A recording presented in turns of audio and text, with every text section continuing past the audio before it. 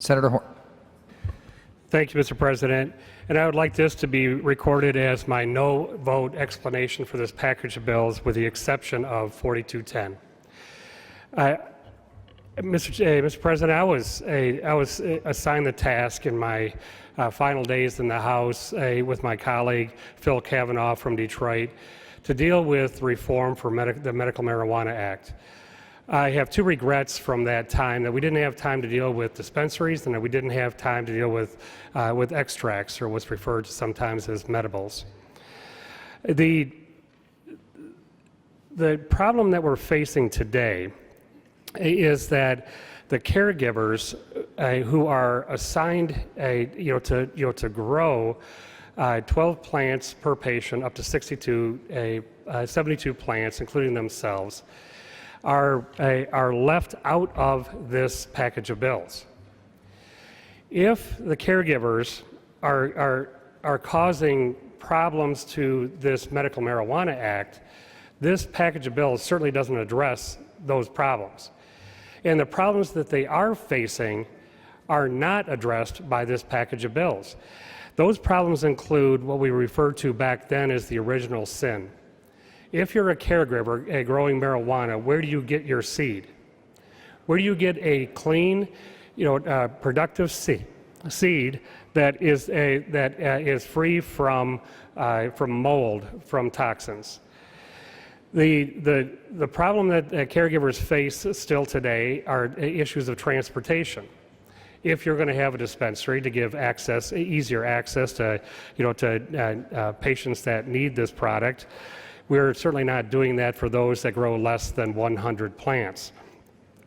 The testing can never happen because we cannot take them to the dispensaries that we are creating today. And then there's always the problem of excess. And that's really where the crux of this lies, is that these growers are growing excess plants, excess product for the patients that they have no way to use up. The legislation that we are considering today is creating a highly bureaucratic, I say more than a 3-tier, I say a 5-tier system that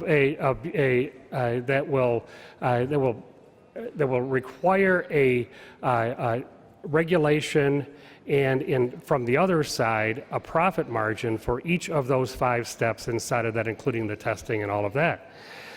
The 37,000 plus caregivers that we have today, protected by the Constitution, don't have access to this unless they decide to receive a license and grow the bigger grow.